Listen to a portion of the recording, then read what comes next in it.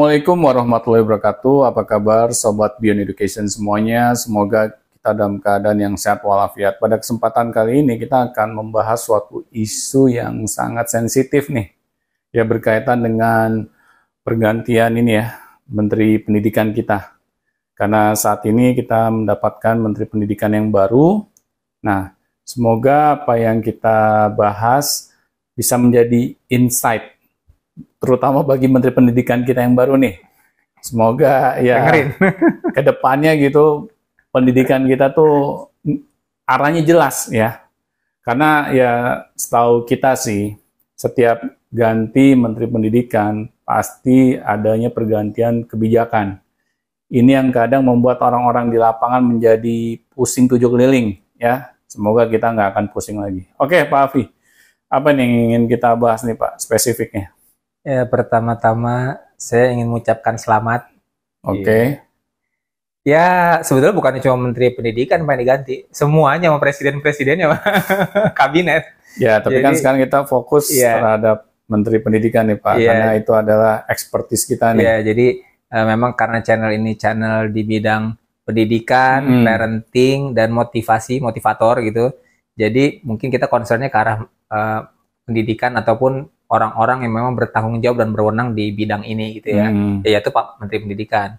Sebetulnya Pak Menteri Pendidikan yang milih Pak Presiden juga nih Pak. Jadi sekalian aja tuh sekaligus dah. Iya. Gimana Pak dengan pergantian Menteri Pendidikan saat ini? Pertama-tama saya mengucapkan selamat pada Pak Prabowo dan Pak Gibran dan Pak Abdul Muti namanya, Menteri Pendidikan Pak Abdul Muti. Menteri Pendidikan yang baru ya. Ya, selamat. Ya bukan selamat sih, ini Anda sebetulnya sedang menanggung beban yang sangat berat nih, amanah bangsa nih. Ya, jadi kalau diucapkan selamat seolah-olah kayak abis pesta terus dapat hadiah tuh menurut saya kurang tepat ya. Paling ini setuju banget. Semoga Anda semua bapak-bapak yang ada, bapak-bapak dan ibu-ibu yang ada di kabinet maupun di pemerintahan, di DPR, MPR itu semua bisa menanggung amanah yang konsekuensinya itu sebetulnya nggak cuma di dunia Pak. Iya. Nah, tapi sampai dia kalau sampai ini nggak bener, hancur negara ini tuh kalian yang tanggung. Ya nggak, tapi kita mendukung, kita optimis. Kita juga mendukung dong Pak, kan kita juga membuat channel ini kan tujuannya untuk baik itu atau mengkritisi ataupun memberi saran dan masukan kan tujuan demi kebaikan bangsa ini juga. Iya. Jadi tentu saja kami siap mendukung, walaupun saya tidak memilih Anda tuh waktu kemarin sih, tapi karena Anda sudah jadi presiden ya, dan bapak-bapak menteri, kita akan selalu mendukung, tapi dengan cara kita ya. Bukan asal mendukung dan asal Pak Bapak senang ABS siap cuma kita juga akan mengkritis Bapak kenapa kebijakannya seperti ini, itu ya kita akan pantau juga ya. Mudah-mudahan semua Sobat Beyond Education ataupun yang di luar sana, yang terutama yang orang-orang yang berkecimpung di bidang pendidikan pun juga ikut memberikan dukungan maupun sumbang sarannya. Gitu. Terima kasih.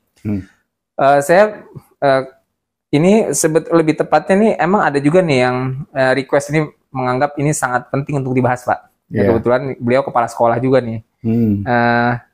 Namanya Bu Mila Pak. Bu Mila. Nah ini kan sekarang ini dengan Menteri Pendidikan yang baru, kemungkinan besar Menteri Pendidikannya, bukan kemungkinan besar, udah pasti Menteri Pendidikan yang lama turun, nggak jadi menteri lagi kan, Pak Nadiem. Oke Pak, ya silakan turun Pak. Maksudnya kalau memang Bapak nggak di sini bidangnya, memang bukan ini, jangan coba-coba Pak gitu Pak ya, jangan. Walaupun Bapak di alasannya diangkat, ya kalau misalnya Bapak merasa expertise Bapak bukan di sini, ya tolak aja Pak gitu. Ya seharusnya. Ya daripada Bapak 5 tahun menjabat terus malah tambah hancur pendidikan kita kan gitu. Nah, jadi sekarang beliau turun. Oke.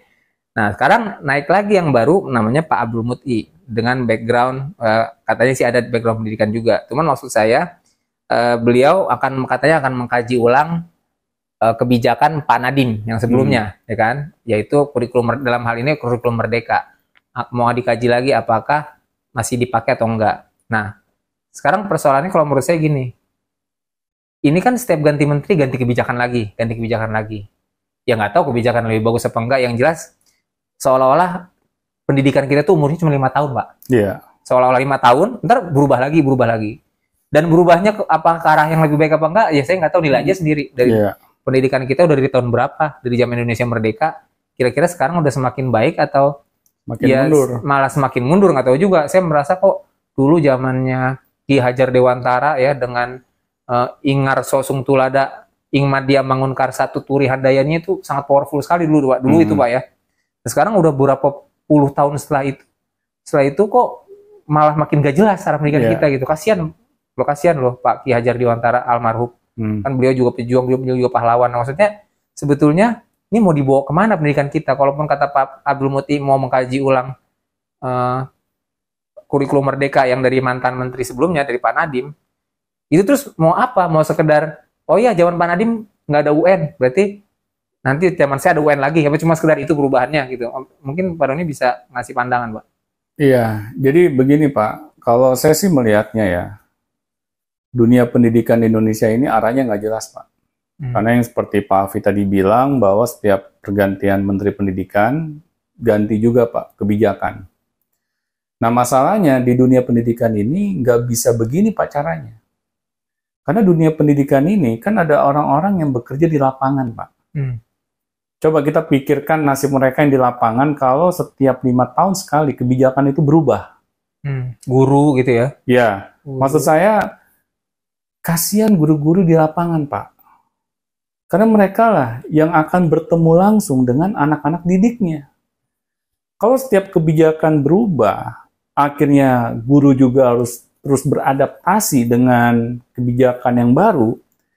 Pertanyaan saya, kapan dia punya waktu untuk serius mendidik anak-anak didiknya, Pak? Ini yang kadang yang membuat saya bingung gitu ya. Apakah ini nggak pernah dikaji ulang gitu? Ya, model perubahan yang seperti ini oleh pemerintah. Yang berubah-berubah terus. Iya. Nggak jelas terus baru mau kayak kurikulum Merdeka baru lagi disosialisasikan tetap berubah lagi dengan berubah yang baru. Iya. Nah, ya. Ini kan sangat kita memberikan beban Pak yang berat kepada para guru-guru di lapangan. Karena kalau mereka harus beradaptasi terus-menerus Pak terhadap kebijakan, akhirnya mereka nggak punya waktu lagi Pak untuk serius mendidik anak-anak didiknya. Karena hanya kita terpusat di level kebijakan saja Pak. Nah, inilah yang membuat akhirnya banyak kritikan-kritikan ya dari para guru itu kepada kebijakan yang membebankan mereka. Nah, di sini akhirnya saya mengambil kesimpulan bahwa apa yang sudah dibangun oleh Ki Hajar Dewantara, Pak, ya, itu sepertinya kayak menguap begitu saja, Pak.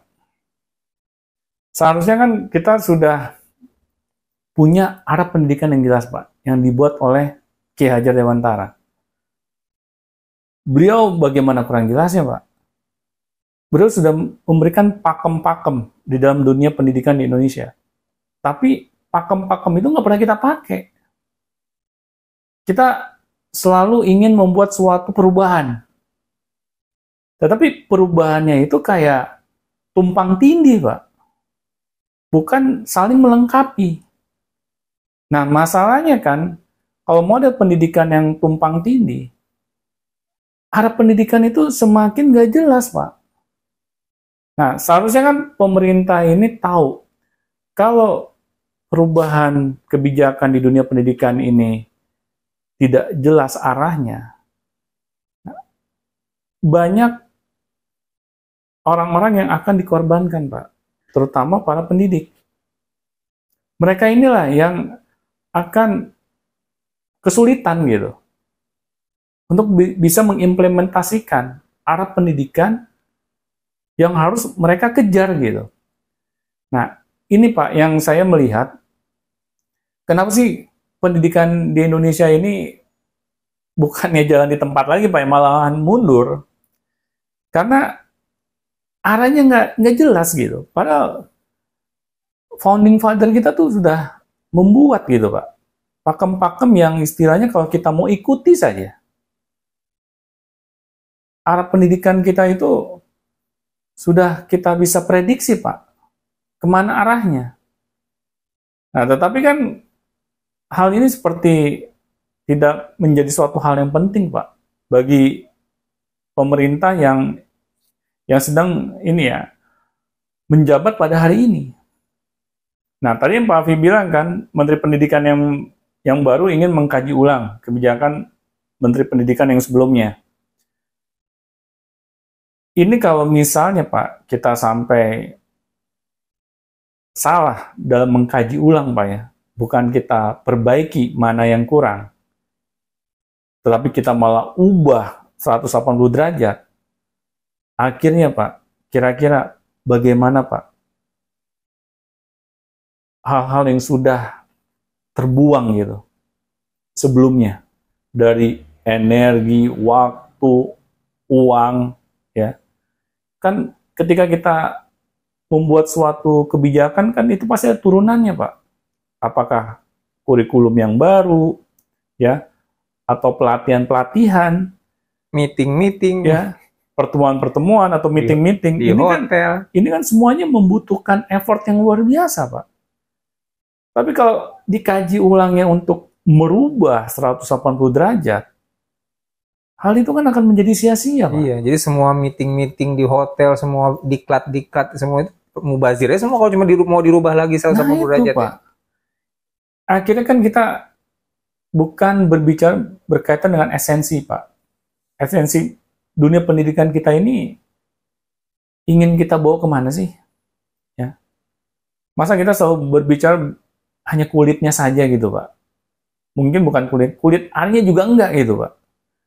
Nah, makanya kan yang saya lihat, kenapa kita selalu ketinggalan, Pak, dunia pendidikan kita dengan negara-negara lain.